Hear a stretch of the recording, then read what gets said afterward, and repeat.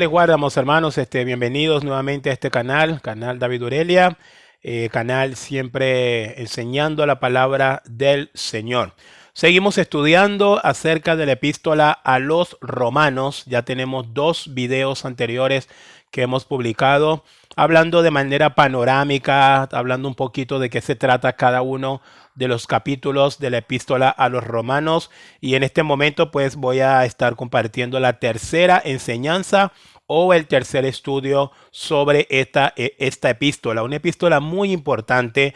De hecho, les puedo decir que lo que me motivó a estudiar y a compartir con ustedes, obviamente, este estudio sobre la epístola a los romanos, es que pensando un poco, ¿no? Y reflexionando y mirando un poco todo el mundo cristiano de nuestro tiempo. La verdad, hermanos, es que ya de este libro no se predica. La verdad es que ya no se habla de la epístola a los romanos. Recuerdo años anteriores, ¿verdad? Como la epístola a los romanos pues tenía un lugar tan fundamental en el cristianismo, en la fe, en las iglesias. Estaba, por lo menos en algunas denominaciones, había metodologías, camino a romanos. La epístola a los romanos siempre fue muy importante para la cristiandad, pero pareciera que de un tiempo para acá ya se ha ido, pues ha ido quedando en el olvido esta tremenda epístola, una epístola fundamental. Y mayormente lo que escuchamos en este tiempo son prédicas sobre Abraham, que sobre Isaac, que Isaac sembró y que Dios le dio fruto al 100 por 1. Y eso más o menos nos da idea de qué tipo de iglesias o en su mayoría estamos teniendo en este tiempo. Iglesias que están atrás del dinero, que están atrás de la bendición, pero no están atrás de la doctrina. No están atrás de la verdad, no están atrás de la palabra de Dios. Pero en este canal, canal David Urelia, y a través de este servidor, el pastor David Urelia, nosotros sí queremos mantener abierta la palabra de Dios. Queremos mantener abierta la Biblia, queremos enseñar la Biblia, queremos enseñar la palabra de Dios y fundamentalmente queremos enseñar las epístolas. ¿Por qué? Es importante que la iglesia debe enseñar las epístolas, debe enseñar el evangelio, que lo tenemos en 4 versiones. ¿Por qué es importante? Porque, hermanos, la verdadera iglesia de Jesucristo, la verdadera iglesia de Jesucristo es una iglesia profundamente cristocéntrica, es una iglesia profundamente bíblica y es una iglesia apostólica. Eso es lo que es la verdadera iglesia de Cristo. Así que por ahí con estas indicaciones, con este perfil que les estoy dando en este momento, le va a ayudar mucho a la hora de saber si está en una iglesia correcta o está en una iglesia incorrecta. La verdadera iglesia de Cristo, que no es propia de una denominación ni es propia de un grupo tal cual, no. La verdadera iglesia de Cristo es todo lugar en donde Cristo sea el epicentro, el centro, el diámetro, el todo. Es un lugar en donde la palabra de Dios sea la base, sea el fundamento, sea el sustento, sea la fuente, sea todo, pero también es un lugar en donde las epístolas que el Señor nos dejó a través de los apóstoles también tengan lugar de relevancia. Entonces, recapitulo en esta introducción: la verdadera iglesia de Cristo es cristocéntrica, está fundamentada en la palabra de Dios, pero también es apostólica. Así que nosotros no podemos simplemente tratar de por mantener a algunos hermanos en la iglesia contentos o tratar de alimentar su avaricia y su ego, estar solamente predicándoles de historias del Antiguo Testamento, de Abraham, de Isaac, de Jacob, que realmente no es el pacto para la iglesia. No estoy minimizando ni estoy diciendo que nosotros no debemos predicar del Antiguo Testamento, ¿eh? No estoy diciendo eso, pero lo que los cristianos necesitamos entender es que a nosotros se nos dejó un pacto. El pacto de la iglesia está en el Nuevo Testamento, así como el pacto del pueblo de Dios, el pacto del pueblo de Israel está basado en la ley de Moisés. Está en la ley de Moisés el Antiguo Testamento, pero la iglesia para la iglesia es el nuevo pacto. El Nuevo Testamento es nuestro pacto principal. Es el que tenemos que conocer, es el que tenemos que estudiar y es la que tenemos que obedecer.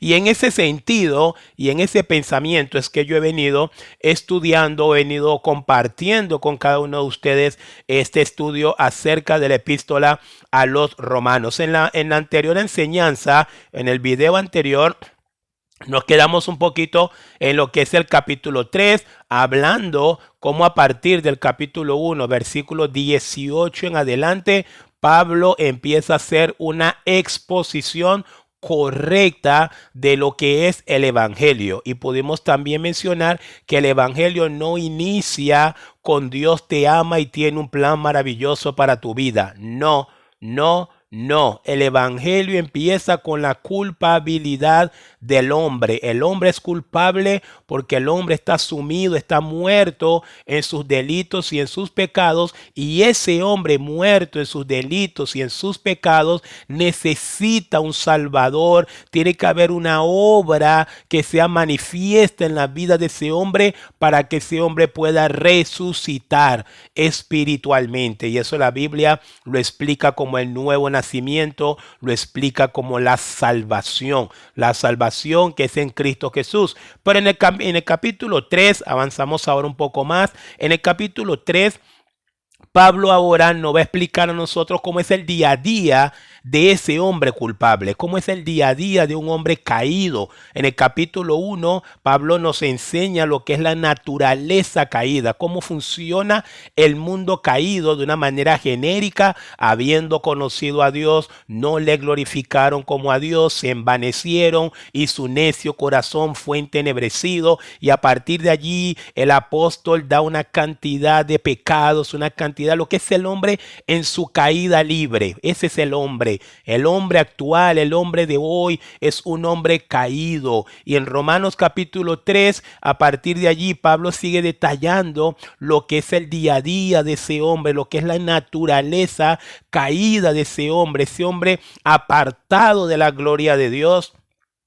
Este hombre destituido de la gloria de Dios, cómo vive, cómo se comporta, cómo se conduce un hombre que está apartado de la gloria de Dios, un hombre que no reconoce a Dios, un hombre que está muerto, muerto, muerto. Esa es la verdad teológica. El hombre que no conoce a Cristo, aunque usted lo ve caminar, aunque usted lo ve trabajar, aunque usted lo ve alcanzar muchos éxitos materiales, aunque usted lo ve levantando un Oscar, levantando un Grammy, levantando cualquier premio, levantando una copa del mundo, el hombre está muerto. Así lo proclama la Escritura. La Escritura no proclama que el hombre está enfermo por el pecado. No, no, no. El hombre no está adoleciendo por el pecado. No, no. La Biblia declara que el hombre está muerto en sus delitos y en sus pecados.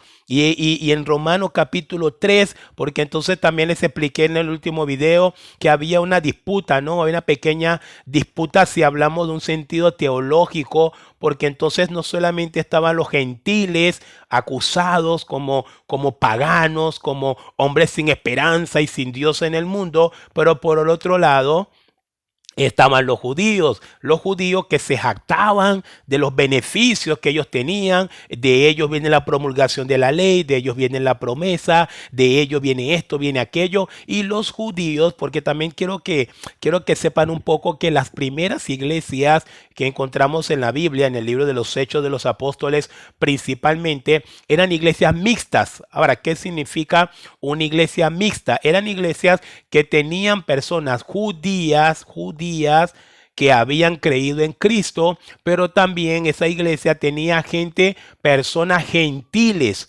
que no conocían la ley, que no pertenecían a los judíos, pero que también habían creído en Cristo. Entonces, en esa comunidad de cristianos, pero judíos con gentiles, siempre había un tema porque algunos judíos, a lo mejor de manera inocente, otros no, intentaban decirle a ese gentil que ahora había creído en Cristo que entonces tenía que circuncidarse, que tenía que guardar la ley de Moisés, que tenía que hacer esto y hacer aquello. Entonces, Pablo, a través de esta epístola, Pablo ataca todas estas situaciones. Pablo le va a decir también a los judíos, a pesar de que ustedes tuvieron ventaja, tienen ventaja, pero finalmente tienen un problema también igual que el gentil, y es que la ley tampoco puede justificar, y es que la ley no puede justificar, y ahí empieza el apóstol Pablo con su proclama universal que todo hombre es pecador. Y lo vemos a partir de Romanos 3:9,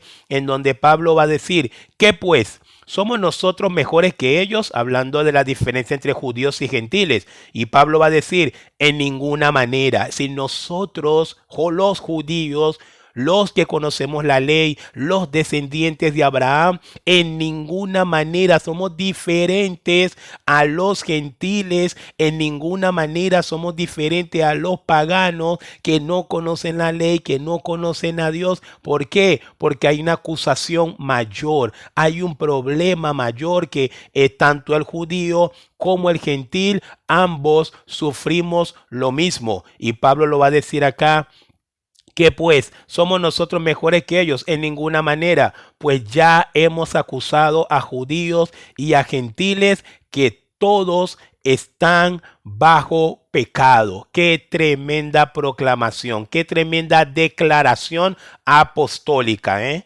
No falso apostólica, no pseudo apostólica como lo que dicen esta gente del día de hoy. No, este es el apóstol Pablo, el apóstol del Señor, hablando, guiado por el Espíritu Santo y diciendo, pues ya hemos acusado. Fíjese bien todas las palabras que se utilizan en la primera presentación del Evangelio. Hay culpabilidad, hay acusación del hombre pecador. El hombre no es una víctima. Esto es lo que tenemos que cada día entender, hermanos. El hombre no es una víctima. Nosotros no podemos seguir presentando el Evangelio a las personas como si fueran víctimas. No, pero es que Dios sabe, no. Usted está en esa condición porque sencillamente nos hemos apartado de Dios, nos hemos alejado de Dios, cada cual ha tomado su camino y lo que el hombre está viviendo, sea en mayor magnitud o sea en menor magnitud, es consecuencia de sus pecados. La naturaleza caída de la cual usted y yo llegamos, a la cual usted y yo llegamos, es la realidad. Vivimos en un mundo caído, y no solamente que el mundo es caído o está caído, sino que nosotros también al nacer, nacemos caídos, nacemos apartados de Dios, como dice David en el Salmo 51, porque en pecado me concibió mi madre. Sí, esa es la verdad teológica. Todos cuando nacemos en pecado. No es que nacemos santos y conforme pasa el tiempo vamos a ir pecando. No, nosotros nacemos con el germen del pecado, de la naturaleza pecaminosa, de la naturaleza caída. Y es por eso, si les tomo un ejemplo acá, que muchas madres sabrán identificarse, usted no tiene que enseñarle a su hijo a mentir. No, nadie. Usted tiene que enseñarle a hacer ¿qué? A decir la verdad. Qué interesante, ¿no? No tiene que enseñarles a mentir. Usted no tiene que enseñarle a su hijo a odiar. No tiene que enseñarle a su hijo a cuando agarra rabia. Nada, esto se lo enseñó a usted. ¿Dónde salió eso? ¿Cómo apareció eso? ¿Se lo pegó el nexo familiar o se lo pegó? No. La raíz pecaminosa, el germen del pecado que todo hombre al nacer en esta tierra y mujer también obviamente heredamos. ¿Lo heredamos de quién? De Adán. Heredamos la naturaleza pecaminosa de Adán. Somos pecadores no porque hacemos pecado, somos pecadores porque nuestra naturaleza es pecar. Pecar es más fácil para cualquiera de nosotros que no pecar. Sí, eso es lo que explica Pablo en Romanos capítulo 3 en adelante. Y mire cómo Pablo lo va a decir. A partir del versículo 10, Pablo va a desglosar lo que es el día a día. Me gusta pensarlo así y creo que es así lo que es la rutina del pecador, el día a día de alguien que no tiene a Cristo todavía en su vida, alguien que no ha sido beneficiado por la gracia, por la maravillosa gracia que Cristo vino a dar. Así viven, así viven. Puede tener corbata, puede estar muy feo físicamente, puede ser lo que sea. Lo cierto es que todo hombre adentro de nosotros, hombre o mujer, tenemos toda la materia prima para llevar adelante cualquiera de estos pecados que le voy a estar leyendo en este momento. Romanos capítulo 3, versículo 10. Pablo nos va a decir, como te ha escrito, no hay justo ni aun uno. No hay quien entienda. Perdón. No hay quien entienda. No hay quien busque a Dios. Todos se desviaron, a una se hicieron inútiles. No hay quien haga lo bueno, no hay ni siquiera uno. Sepulcro abierto es su garganta, con su lengua engañan. Veneno de áspides hay debajo de sus labios. Su boca está llena de maldición y de amargura. Sus pies se apresuran para derramar sangre. Quebranto y desventura hay en sus caminos, y no conocieron caminos de paz. No hay temor de Dios delante de sus ojos. No hay temor de Dios delante de sus ojos. Fíjese lo que les acabo de leer. Usted lo puede leer luego en su casa si quiere nuevamente. Romanos 3, versículos 10 al 18. Pablo expresa el día a día, la rutina, la naturaleza del pecador. Mienten. Su boca está lleno de veneno, tan lleno de amargura, asesinato. Y no es lo que vemos en el día de hoy. Cuando abrimos el televisor, ¿qué es lo que usted ve? ¿No encuentra esto? Cuando abrimos los periódicos, ¿qué encuentra? ¿No encuentra esto?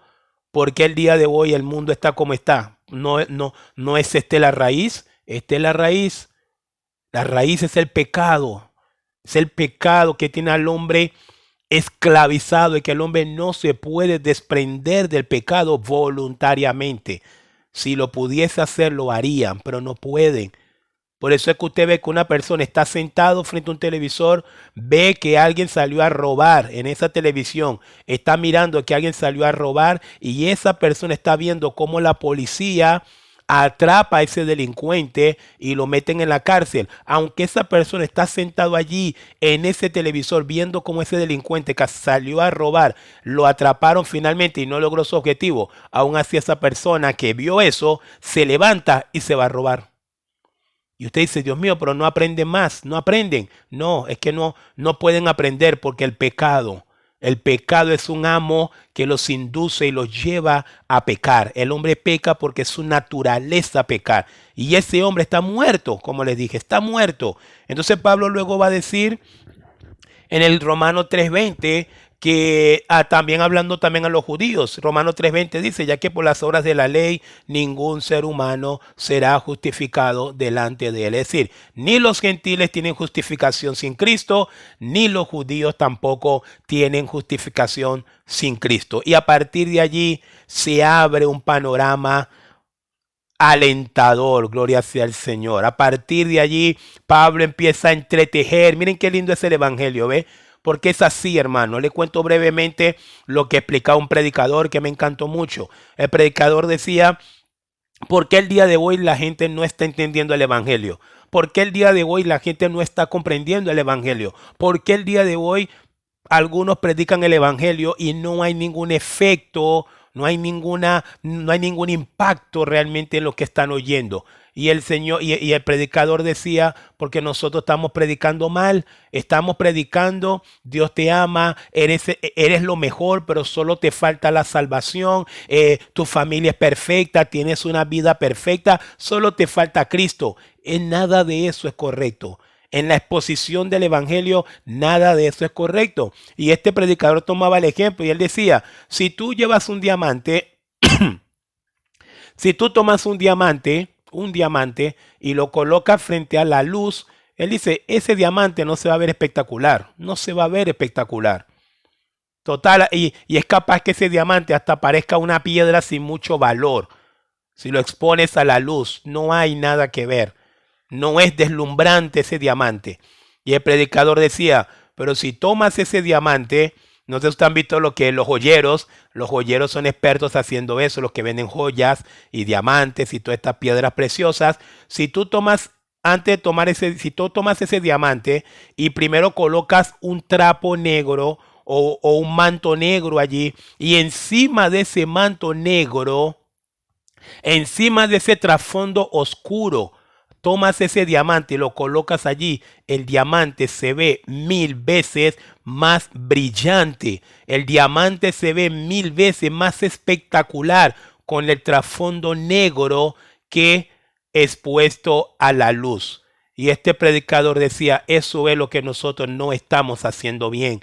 ¿Por qué la gente no puede ver la grandeza del evangelio? Porque no les estamos presentando el trasfondo negro, el trasfondo oscuro, el trasfondo tenebroso de lo que significa el pecado, de lo que significa la condenación. Entonces, vuelvo a reiterar, el evangelio no empieza porque Dios te ama y tiene un plan maravilloso para ti. No, el evangelio empieza por arrepiéntete porque eres pecador. Y debemos no solamente andar por ahí gritándole a las personas, arrepiéntete porque eres pecador. No, debemos de manera consciente, de manera que tengamos la posibilidad de sentarnos con la persona y explicarle bíblicamente qué significa que él es un pecador, qué significa que él está apartado de la gloria de Dios y qué significa que Cristo es la única opción y la única provisión para ese pecador. Cristo es el diamante,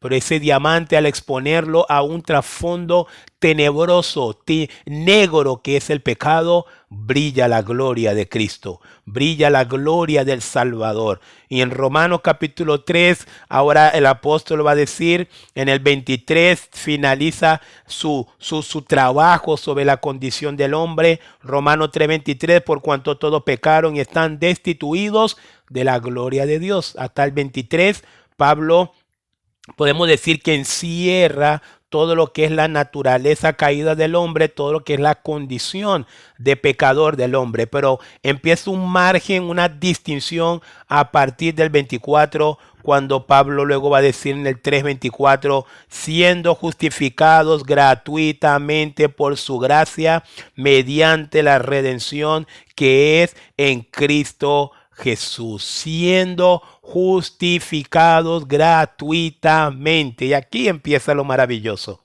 Y aquí empieza lo maravilloso. La gracia, la justificación por gracia, por medio de la fe en Cristo Jesús.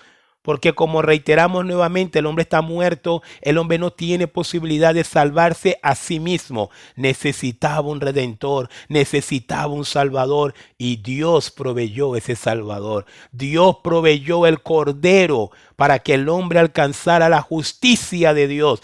Esa justicia que el hombre no podía alcanzar ni con la ley, ni tampoco fuera de la ley, porque todos estaban bajo pecado. Cristo la vino a proveer. Cristo vino a ser el autor de la salvación y Cristo vino a ofrecer justificación gratuita por medio de la fe en su nombre. Y a partir de allí, el capítulo 4, Pablo entonces se va a tomar el Antiguo Testamento como una especie de analogía para hacer entender a judíos y a no judíos que es por fe. ¿Se acuerdan que yo les dije en uno de los videos anteriores? Esta es la epístola que más menciona la palabra fe. Fe, justificado pues por la fe y la fe y la fe. Entonces, ¿qué va a hacer Pablo? Pablo le va a hacer entender a las dos audiencias, tanto a la audiencia gentil convertida a Cristo como a la audiencia judía convertida a Cristo, que lo mismo que requiere hoy el hombre para ser salvo, que es la fe en Jesucristo, fue lo mismo que también necesitó Abraham para ser justificado. Entonces Pablo empieza capítulo 3, capítulo 4, capítulo 5 con toda un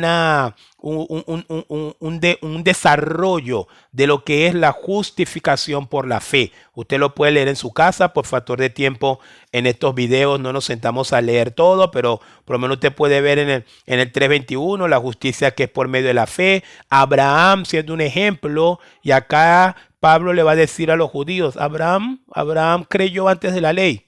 Si Abraham creyó mucho antes que llegara la ley vino con Moisés, pero ya Abraham había manifestado fe salvadora. Ya Abraham había creído a Dios, y lo que Abraham necesitó en ese momento para terminar siendo el padre de las multitudes, que era la fe, es lo que también hoy nosotros necesitamos para alcanzar la justificación. Fe. Fe, no es por obras. No es por obra. Esto fue lo que terminó produciendo la reforma protestante. No es por obra, es por fe. Solamente por fe en Jesucristo.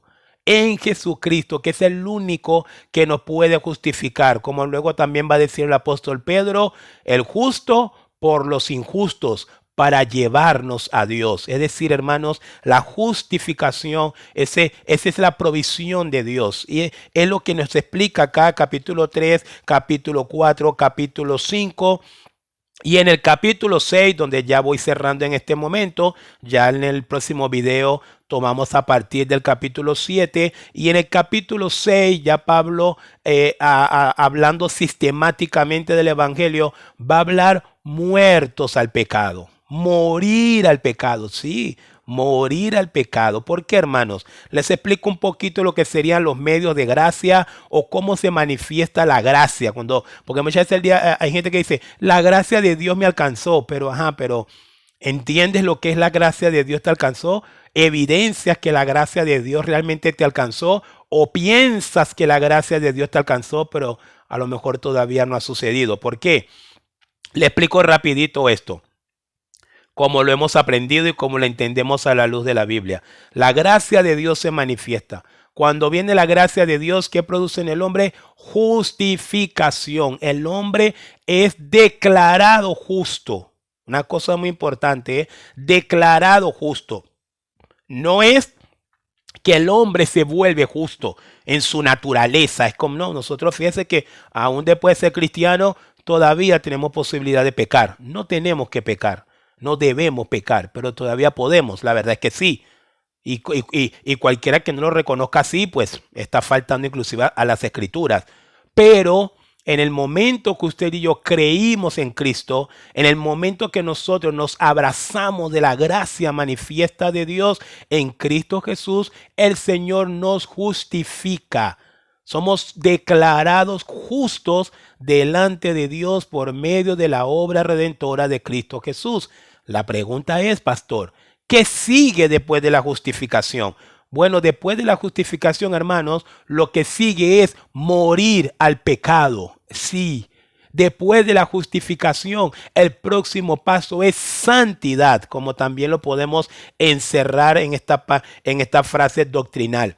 Entonces, justificación, santidad. Después de la santidad, ¿qué viene, pastor? Crecimiento en la santidad, madurez espiritual, también a veces se le dice así. Crecer en la gracia, también lo podemos ver así. Y finalmente viene la glorificación final, que la glorificación final ya es cuando el Señor finalmente venga por nosotros y ya nosotros estemos ausentes al pecado. Hoy, a pesar de que somos hijos de Dios, seguimos presentes al pecado. El pecado está por todas partes en este mundo. Todavía lo vemos, todavía inclusive podemos ceder y podemos caer ante ella. Pero va a llegar el día, hermanos, aleluya, que ya no veremos, ya no estaremos presentes al pecado. Estaremos ausentes al pecado y presentes delante del Dios Santo al cual usted y yo servimos. Entonces, es lo que nos explica Pablo y es por eso que, fíjese qué interesante, capítulo 3, a partir del 24, Pablo empieza a hablar de la justificación. Capítulo 4, el apóstol Pablo pone como ejemplo principal de un hombre que fue justificado por la fe y pone a Abraham. Imagínense el shock que Pablo produjo en los judíos, haciéndoles entender, Abraham creyó antes de la promulgación de la fe, de la ley, perdón, es decir, la fe. La fe salvadora, la fe en Dios existe mucho antes de la ley. Así que jactarse de la ley no significa nada. La ley no puede justificar, pero el que cree en Dios por medio de la fe sí puede ser justificado en Cristo Jesús. Entonces tenemos 3, 4, tenemos justificación. Capítulo 5, tenemos también la justificación, siendo el texto más importante el 5:1, justificados pues por la fe tenemos paz. Qué maravillosa palabra. Tenemos paz para con Dios por medio de nuestro Señor Jesucristo, y automáticamente el cristiano o esa persona que recibe el Evangelio, sostiene el Evangelio, cree en el Evangelio, es justificado, el próximo paso es que esa persona va a dejar el pecado, va a morir al pecado, va a entrar en una vida de santidad. Así que hermanos, tengan mucho cuidado por aquellos que andan predicando que se puede ser salvo sin santidad. No, la Biblia no dice eso. Hebreos capítulo 12, versículo 14, seguid la paz con todos y la santidad, sin la cual nadie verá al Señor. Sin santidad no hay paraíso. Sin santidad no hay cielo. Tenemos la gracia preveniente, la gracia de Dios manifestada, la justificación, después de ser justificado que viene, morir al pecado, la santidad. En esa santidad tenemos que crecer, no nos podemos quedar estáticos, tenemos que crecer en esa santidad, tenemos que madurar en esa santidad y finalmente cuando suene la trompeta, cuando suene el voz de mando, nos iremos a la presencia del Señor y ahí alcanzaremos la glorificación final.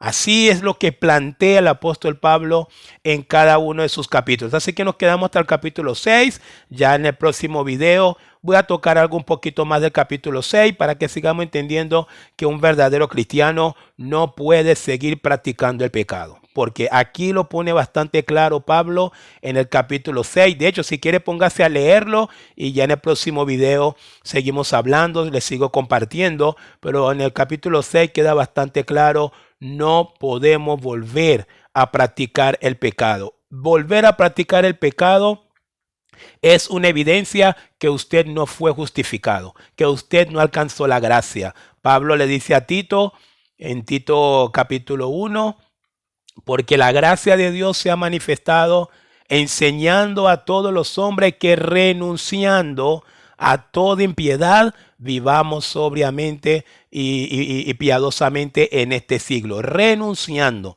Si verdaderamente la gracia de Dios te ha alcanzado, los siguientes pasos es que tú vas a dejar la vida de pecado. Tú vas a abandonar el pecado en toda su forma y en toda su manera posible para vivir en santidad delante de Dios, como dice Isaías, y se nos dará una calzada y ese camino se llamará camino de santidad.